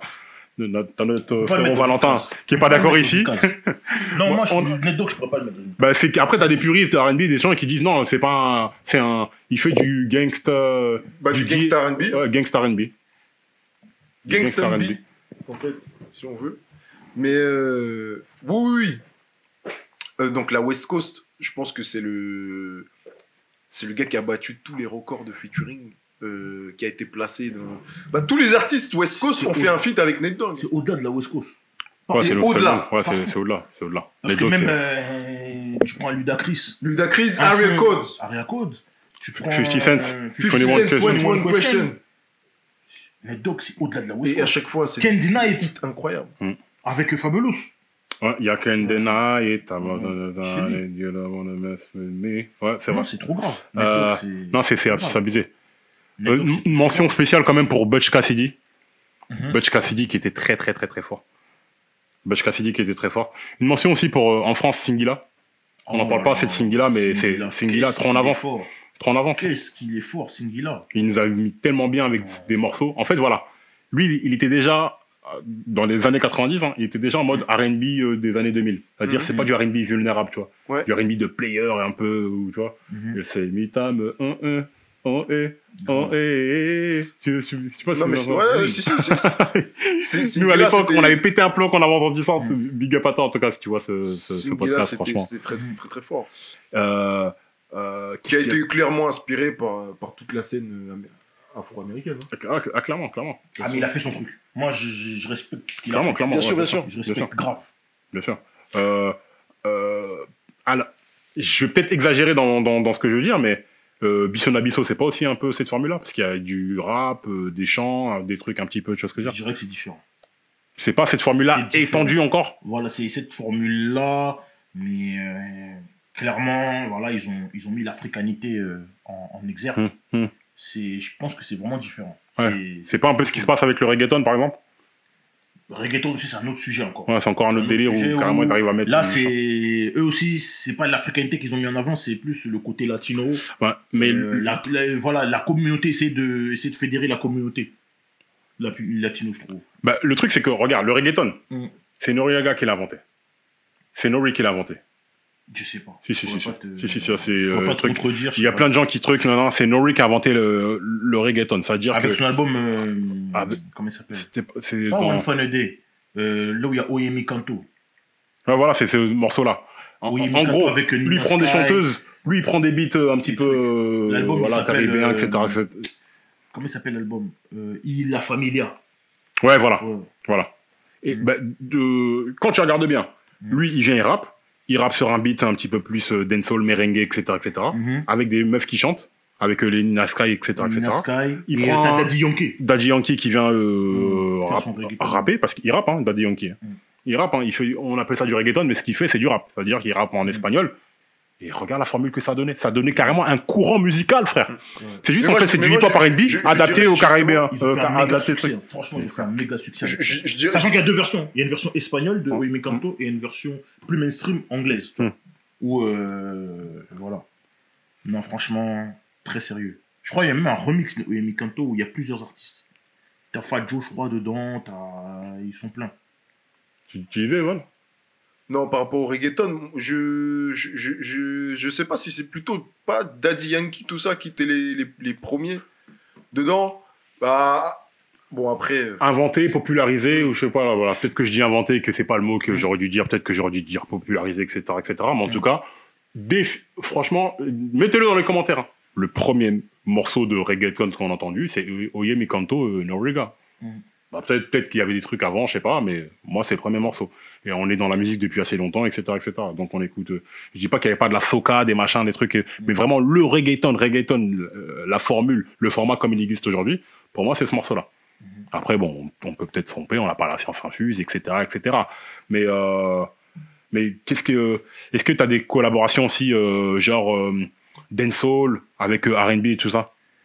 Plus dancehall. Shabba, Mr. Loverman. Ouais, ça. Mr. Loverman. Shabba. Tu vois ce que je veux dire? Parce que Shabba, on peut pas dire qu'il rappait. Shabba, il rappe, la meuf, elle chante. Juste, c'est adapté à leur culture musicale et tout, avec un beat, avec un régime plus jamaïcain. Mais clairement, c'est un petit peu une collaboration. Rap, la collaboration reggae-rap que moi j'ai kiffé. Le fuck with this. Laisse tomber. Bariton Levy et Shine. Les gars, moi c'est... Ça, c'était un morceau de ouf. Moi, en R&B et dancehall, c'est Benny Man et... Maya? Non. Et Shona? Non, Jackson. Jackson? Ouais. Comment il s'appelle? Philip Boy? Oui. Incroyable. Ce son-là, c'est... Incroyable. Là, je vois pas comme ça. De toute façon, vous avez vu le versus, normalement, si vous l'avez pas vu, je vous invite à aller le voir. Le versus Benny Man contre Bounty Killer, c'est un truc de ouf. Il balançait tous les trucs qu'il a fait. Mais on a oublié un groupe important. On va nous assassiner dans les commentaires. Allez-y, hein. The Fugees. Les Fugees, c'est sérieux. Si, tu vois, ça, c'est vraiment un truc qui caractérise voilà. tout ce qu'on dit depuis tout à l'heure, là. Frère. Ils sont jamaïcains. Ils font du rap. Haïtiens, pardon. Ils sont haïtiens, pardon. Ils font du hip-hop, R&B, ils mélangent les deux avec un style, enfin, inimitable et tout. Ça rappe, ça chante. Enfin, on a eu ce débat. Le meilleur rappeur du groupe. Il va dire. Le meilleur rappeur du groupe. Le meilleur rappeur du groupe. Essayez de mettre dans les commentaires, là. On vous laisse 2 petites secondes. Le meilleur rappeur du groupe The Fugees, c'est qui pour vous? Mettez dans les commentaires. On va. Je le dis pas. Vas-y. Tu le dis pas? Non, je le dis pas. Non, s'il faut le dire. Dis-le. Le meilleur rappeur du groupe, c'est Lauryn Hill. Ouais, c'est chaud. Bon, les gars. Celle qui est pas d'accord, il dit. Pour rester dans le sujet, pour un peu conclure, on pourrait dire quoi, alors, du coup, sur les collabs R&B, pop, aujourd'hui, c'est quelque chose qui a complètement disparu. Bah, pas complètement. Parce que remplacé par parce qu'il y a des mecs qui le font encore. Regarde, Bryson Tiller, Ty Dolla $ign, c'est des mecs qui tu les vois partout, tu les vois chanter partout, tu vois. Un mec comme T-Pain, on l'appelle T-Pain, toujours. exactement. Mais en proportion par rapport à on peut parler de disparition. En termes de quantité, c'est plus la même chose. Mais c'est un format qui existe toujours. Alors paradoxalement, comme il y a beaucoup plus de musiques qui sont faites aujourd'hui, peut-être qu'en termes de quantité, il y en a plus, mais c'est moins impactant. Voilà. C'est moins impactant et c'est moins. Après, c'est parce que la musique on la consomme différemment et tout. Mais c'est beaucoup moins impactant que ça l'était à l'époque. Même si en termes de volume, une fois de plus, peut-être qu'il y en a beaucoup plus. Je pense que les formules ont changé. Tout simplement. C'est que il y a peut-être moins de R&B rap, mais par exemple en France, tu auras plus de chanteurs afro. Par exemple, un mec comme Fally Ipupa, il a collaboré dans les albums de plusieurs rappeurs. Le mec ne fait pas d'R&B. C'est de la rumba congolaise, tu vois.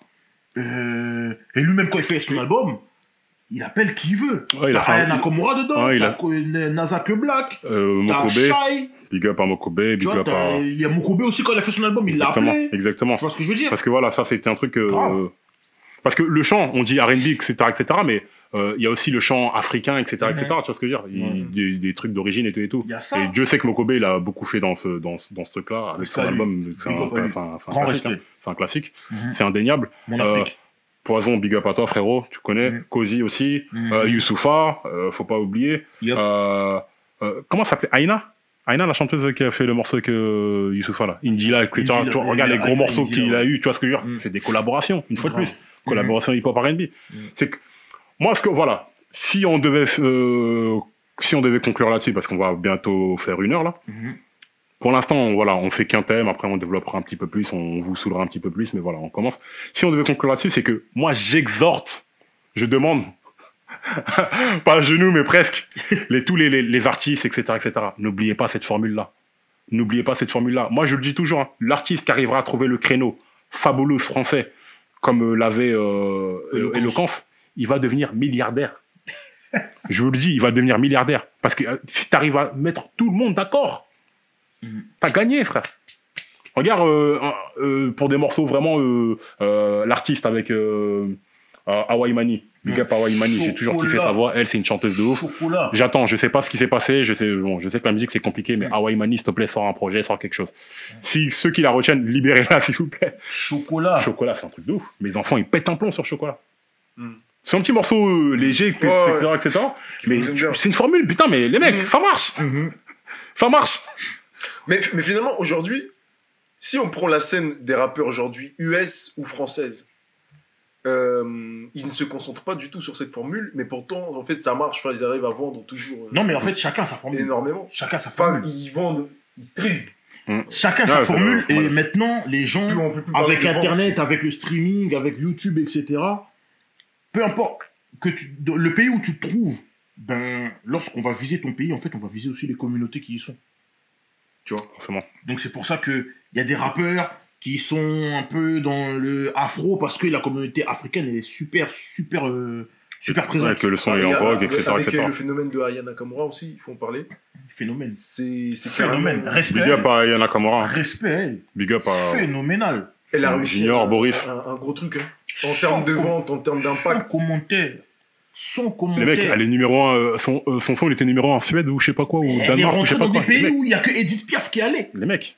Aux Pays-Bas, en Suède, au Danemark. Après, on aime ou on n'aime pas, mais les mecs. Moi, moi, je la respecte totalement, je la supporte, c'est une sœur, etc. Moi, si je vois, je fais la bise. Exactement. Elle va me recaler, c'est pas grave. Mais non, jamais. C'est pas grave. Flex Touch, je te vois, frérot. Son DJ, yes. C'est le Zinco. C'est le Zinco. C'est le Zinco. Faut la respecter. Non. Comme j'ai dit, hein. Parce que t'as des gens, ouais, mais nanani, sa musique est, j'ai frère. Il y a des mecs, ils ont fait disque d'or avec Le Feu, ça brûle et L'eau, ça mouille. Faut arrêter, les mecs. Il y a des mecs, ils ont fait disque d'or avec Kourou, stache. Elle a fait. Dès que c'est une sœur qui vient, qui fait un truc, là, ça y est, ça va pas. Non. Arrêtez, s'il vous plaît. Arrêtez. Aya Nakamura, c'est de la musique. T'aimes pas, t'écoutes pas. Mais moi, mes enfants, ils aiment bien, ils écoutent, ils kiffent. Moi, il y a des morceaux qui passent. Elle est allée sur des terrains où avant elle, c'est des Edith Piaf qui sont décédés il y a des décennies. C'est pas bien de dire ça, tu vois. Mais à son âme, respect à Edith Piaf. Mais ça fait longtemps qu'elle était en tant que française. Ouais, aller être numéro 1 dans des pays nordiques, tout ça. Avant elle, c'est Edith Piaf. Voilà, ça c'est un fait. C'est pas. Pourtant, il y a des meufs, il y a des Jennifer, il y a des machins. Mais elle, ce qu'elle a fait, il y a que elle et Edith Piaf qu'on fait. Ah, mais c'est intéressant ce que tu viens de dire parce que ça me rappelle. Tu te rends compte? C'est historique. C'est historique. Vous pouvez pas respecter ça. Si. Si vous respectez pas ça, il y a un problème. Mais tu vois, là, t'as dit Jennifer, ça m'a rappelé le morceau Passy avec Calogero, là. Face à la mer. Il a cartonné ce soir. Mais bien sûr qu'il a cartonné. Mais pourquoi on n'a pas plus des morceaux comme ça? Moi, je le trouve bien, tu vois ce que je veux dire?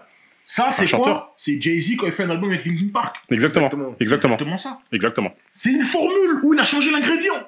Il a pas mis d'R&B. Allez, là, c'est carrément d'autres. Là, c'est trop sucré. On va mettre un peu rock maintenant. Tu vois? Exactement. Et ça marche. Et il y a un autre grand rappeur qui a réussi cette formule avec... Alors les gars, il y a un rappeur qui a fait un feat avec Marilyn Manson. Vous devez deviner qui c'est. Busta Rhymes? Non, Busta Rhymes, c'est Ozzy Osbourne. Vous allez voir comment je suis en train de cuisiner, mes gars. Lil Wayne. Non. Je vais pas te dire, je sais pas. En 3 lettres. Mince. Non. Je sais pas. Commence par un D. Dre? DMX. DMX a fait un feat avec Marilyn Manson. Et d'ailleurs, là, il y a un truc qui se passe là. Il a fait un clip avec LOX. Il va arriver bientôt, là.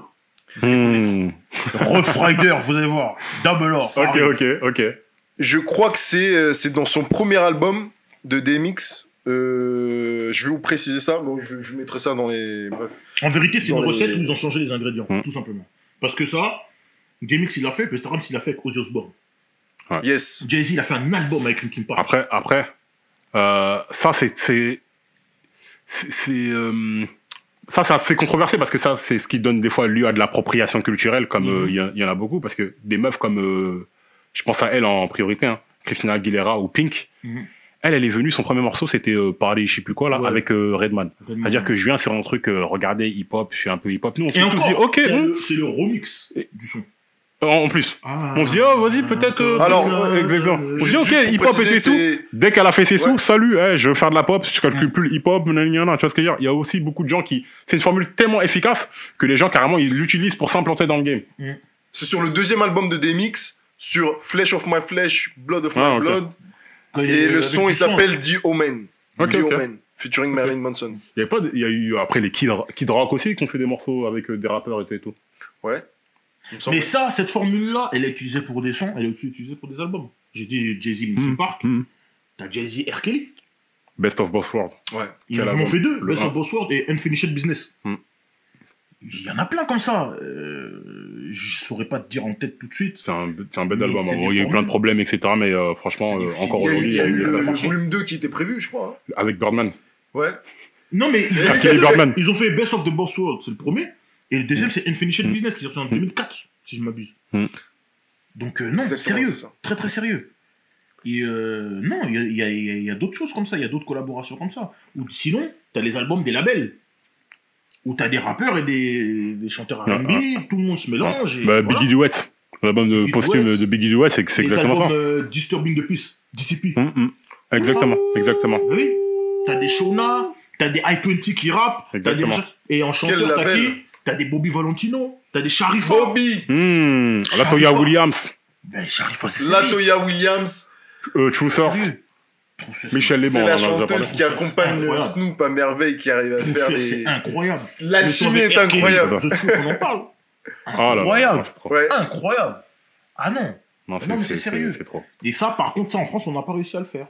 Est-ce que ça va marcher? On ne sait pas. Est-ce que ça marche? On ne sait pas, vu que ça ne s'est jamais fait. Mais... ce serait intéressant de voir un peu de la trappe à la française, là, avec où, tu vois, les mecs, ils arrivent à mettre un petit peu de R&B, etc. Ce serait intéressant. Peut-être que ça existe, hein, mais pardonnez-nous si on vous connaît pas, désolé. Mais j'ai pas souvenir, je vois pas là tout de suite un groupe. Bah justement, en fait, c'est quelque chose qui se fait plus trop, en fait. Tu vois, c'est quelque chose en fait qui ne se fait plus trop parce que, comme on a dit, hein, en fait, l'autotune a pris le pas sur le. Et du coup, en fait, et les gars, quand ils rentrent en studio, je pense qu'on leur propose des fois, ouais, tu veux pas un feat? Et je pense que le type répond simplement non, c'est bon, j'ai l'autotune qui me. Je fais mon refrain moi-même, je chante moi-même. Lafouine, justement, Lafouine a grave contribué à ça. Il a popularisé le truc de vas-y, je chante, je suis un chanteur, j'ai une voix, j'hésite pas à truc en France, en tout cas. Non, il a des morceaux qui le prouvent et tout. Du ferme, tout ça. Rien à dire là-dessus, c'est vrai. Et du coup, il a contribué à décomplexer un peu les rappeurs sur le fait de chanter, etc., etc. B2O, tu vois, il a fait des bêtes de morceaux de ça, big up à lui, hein, aussi. On big up tout le monde, hein, vous avez remarqué, nous, on kiffe tout le monde. Il a fait aussi des morceaux où ça chante carrément. Ouais. Tu vois, t'imagines à l'époque de Temps Mort, tu dis, tu fais écouter à B2O, tu dis, tu vas faire un validé un jour. Jamais de la vie, tu vois ce que je veux dire. Pourtant, frère, validé, c'est le morceau qui a mis tout le monde d'accord. C'est-à-dire que même des Kenry, des Swiss Beats, des Reza, tout ça, on leur fait écouter Validé son lot. Tu vois, Young Thug, je sais pas quoi, sur le Move, je sais plus quelle radio, il est là, il écoute Validé, il pète un peu, oh putain, c'est quoi ce truc de ouf? Parce que les mecs, frère, rap et chant, c'est le beurre de cacahuète et la confiture, tu vois. Voilà, c'est la bonne formule. C'est la bonne formule, c'est la recette. Ça marche, c'est bon, pourquoi changer? Exactement. Il y a des recettes comme ça qui montent pas. C'est-à-dire que t'aimes ou t'aimes pas, c'est bon. Et tu maîtrises du coup, quand tu maîtrises les deux, t'as pas besoin de... C'est aussi simple que ça. Ok, bon, les gars, on est arrivé à peu près à l'heure, là. Un peu plus d'une heure. Bon, vous voulez conclure? Vous avez un truc à dire, les gars? Pour rester dans le sujet, moi, je suis comme toi, Flexta. Moi, je suis pour le retour des feats R&B. Franchement, les A&R travaillent là-dessus. Surtout qu'il y a toujours des très beaux chanteurs, il y a toujours des excellents chanteurs, en fait, aujourd'hui. Le R&B n'a pas... Alors, il y a une rumeur à un moment donné qui courait que le R&B était mort. Non, le R&B n'est pas mort. C'est juste qu'en fait, il y a d'excellents chanteurs comme Bryson Tyler, on a eu, etc., qui a carrément lancé un nouveau mouvement qu'il a appelé Trap Soul, etc. C'était super lourd. On a des super chanteurs. Moi, je pense que voilà, c'est aussi au public aussi comment dire, de consommer, en fait, de diversifier leur consommation et de ne pas rester sur supporter vos artistes, c'est très important ça. Supporter les artistes, plein de choses qui streamer leur musique, acheter, aller dans leur concert, c'est encore plus facile aujourd'hui. Faut écouter tout, en fait, il faut écouter un peu de tout. Supporter les artistes. On peut pas se plaindre et pas consommer, parce que les mecs, c'est un business. S'il va avoir sa maison de disques, il lui dit, écoute, moi j'ai un album, il est comme ça. Il dit, mais si c'est pour le vendre à tes cousins et tes amis, à 50 personnes, ça sert à rien. Fais-moi un truc où tu peux vendre un maximum de personnes. Donc voilà, soyons cohérents aussi avec nos demandes par rapport à la musique. Exactement. Mais voilà. Arnaud, je sais pas, tu voulais dire un truc? En conclusion, c'est une histoire de formule. J'ai dit et redit, c'est une histoire de formule, une histoire de recette. Tu prends, voilà, ta base, c'est le rap. Tu prends du R&B, tu prends de l'afro, tu prends de la dancehall, tu prends ce qui te fait plaisir à l'oreille. Exactement. Et tu essaies de l'amener à ta recette et voilà, tu essaies de varier les goûts. Voilà, les goûts et les couleurs ne se discutent pas. Exactement. Mais dès lors que ta recette, dès lors que ta formule elle est efficace, elle plaît au grand nombre, au plus grand nombre, tout simplement. Mais oui, je pense que c'est une histoire de formule. Les artistes devraient peut-être expérimenter aussi c'est ça. formules. Et c'est pas nécessairement que de la relation artistique c'est pas que du featuring. Ça peut être aussi, voilà, tu fais du rap, mais tu collabores avec un beatmaker qui est plus R&B. Exactement. Tu travailles avec... Exactement, le rôle du producteur aussi. Tu travailles avec des DA. Qui donnent des top lines. Exactement, des trucs, voilà. Toi, par exemple, tu es un musicien afro, tu travailles avec un DA qui est dans le hip-hop. Ouais. Tu fais un clip avec un mec qui a l'habitude de faire des clips afro, en Afrique, machin. Qui influence ton univers, en fait. Faut pas avoir peur, en fait, d'aller vers l'autre. Faut pas avoir peur de se mélanger. Ouais, je suis totalement je pense que les mentalités commencent à aller dans ce sens-là dans le pays qui est le nôtre. Et moi, je suis confiant pour la suite. Parce que y a de belles choses qui se font. Hein, on voit une Aya Nakamura qui est en train de tout péter. Elle collabore aussi avec des rappeurs. Tu vois, c'est pas comme si elle a fait son truc et maintenant. C'est pas comme si elle fait son truc, après elle tourne le dos à la culture. Tu vois. Non, elle fait son truc. Et on l'appelle, elle vient. Son délire et tout. Tu vois ce que je veux dire? Il y a un morceau avec le D là.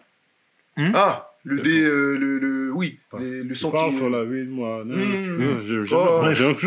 moi, je suis confiant. Je suis confiant. C'est cyclique. Je pense que le R&B va revenir. Exactement. Le R&B va revenir. De toute façon, il est jamais parti. Moi, en 2020, j'écoute encore du R&B des années 90, etc., tellement, voilà, c'est quelque chose de poignant. Donc, voilà. C'est une formule qui marche. Ce sera plus la même cible. Voilà. Ce sera plus la cible que nous, on était, les jeunes qu'on était dans les années 2000. Exactement. Je pense que la cible, elle va changer. Mais ça, les gars, c'est une formule qui marche. Donc, allez-y, voilà, supportez les artistes, nous, les consommateurs. Après, faut se dire une chose. Et faites... Ce que les enfants streament, la plupart du temps, c'est pas eux qui payent les factures. C'est les parents. C'est les parents. Bien sûr. Donc, qu'est-ce qui empêche les parents de streamer aussi? Bien sûr. Tu vois, rien. Bien sûr. Aujourd'hui, NTM, ils font un concert à Bercy, ils le remplissent. En 2 minutes. Tu vois ce que je veux dire? En 10 minutes, il y a plus de place. Voilà, nous, on est des fervents auditeurs de ce genre musical-là. S'il y a de bonnes choses qui se font, ben, obligatoirement, on va suivre. Donc, les décideurs de la musique, les patrons de labels, etc., les A&R, les artistes, n'hésitez pas, engouffrez-vous dans cette brèche. Ça marche, putain. Ça marche, ça marche. Donc, allez-y. N'hésitez pas à donner des avances, à aller. Ça marchera toujours. On sera toujours là pour supporter ce truc-là. En tout cas, bon. Voilà, c'est tout pour aujourd'hui. Yep. Merci infiniment pour votre présence, pour votre écoute, etc. Merci à tous. N'hésitez pas à partager. Partager massivement. À nous suivre sur nos réseaux sociaux. On va les afficher. Yes. Parole véritable.